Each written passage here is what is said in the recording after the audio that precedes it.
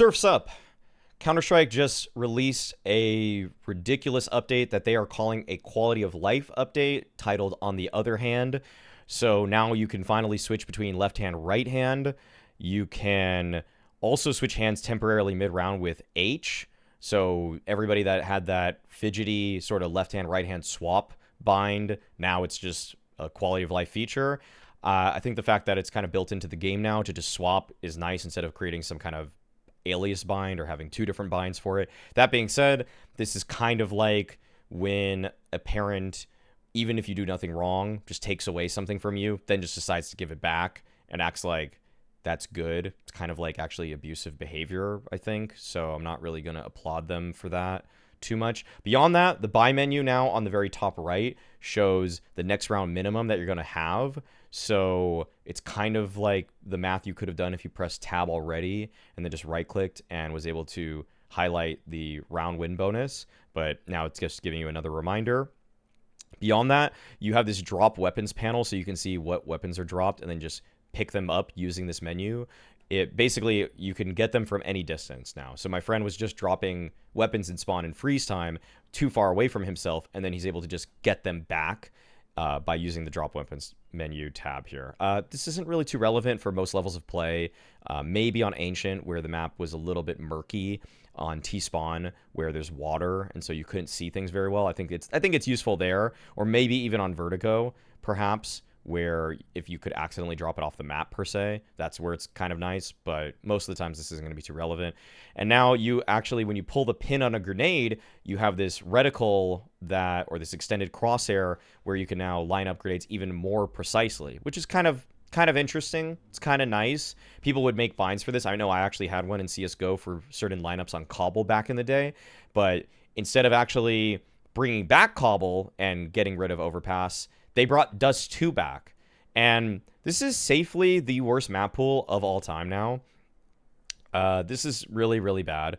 Overpass added so much depth to the game in terms of strategy. And now Dust2, let me just remind you guys, there's probably a total of 3 strats here. You take your long spawn, and you're flashed out long A. I just played a whole Premier Matchmaking game, by the way. The spawns are completely randomized. It's not like how on other maps, they've centered it down to just 5 spawn points. There are now spawn points all the way towards B, all the way towards long, and then a handful of ones in the middle. Sometimes we had, in our last game, 4 guys that had a seemingly long spawn, or 3 guys that had a long spawn, and then we just rush long. It was no big deal. And then sometimes we had a spawn where 3 guys had a B spawn. So it's not like the 5 standardized ones where it's just, oh, it's RNG, but someone's going to always get the spawn.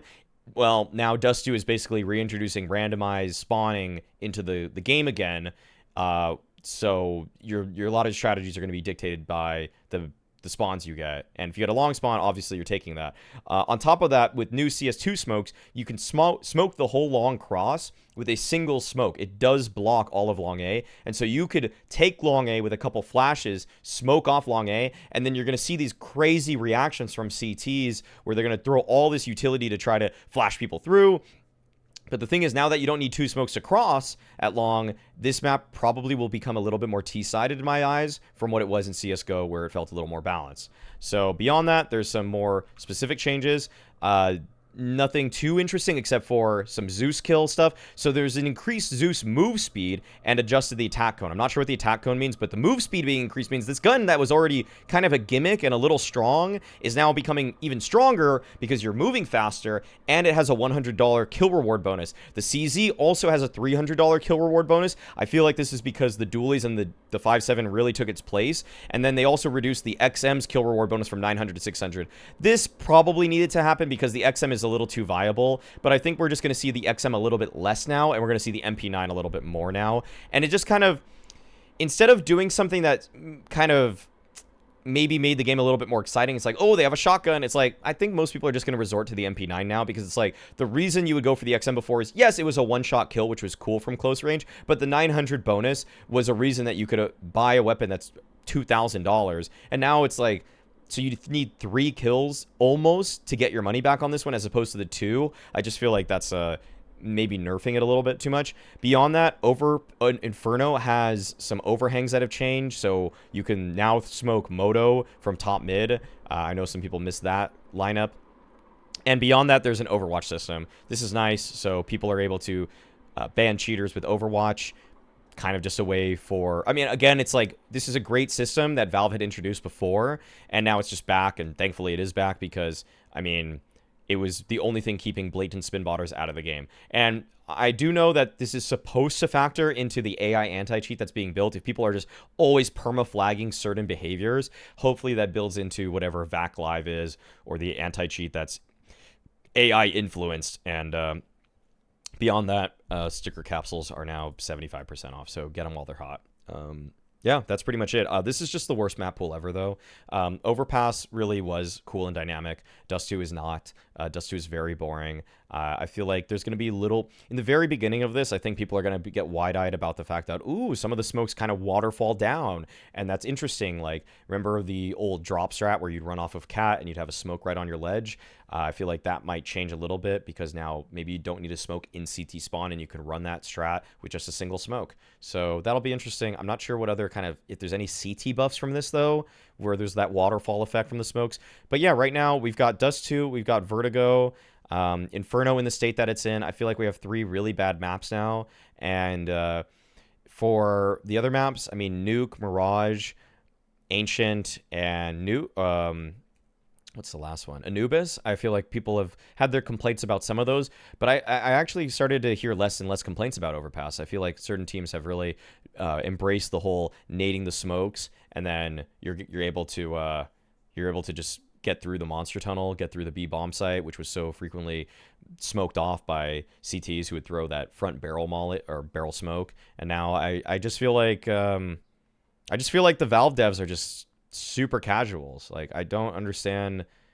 This just feels really bad. I'm just gonna be real. This just feels really, really bad. I'm not excited at all about this update. There's nothing here that really gets me going in terms of where the game's headed.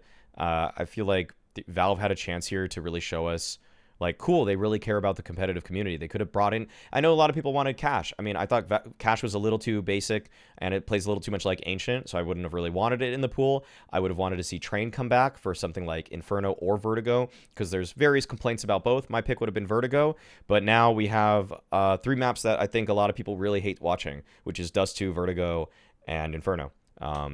So you're practically always going to see... There's almost a 50% chance in every single series you're going to see a map that you really don't like.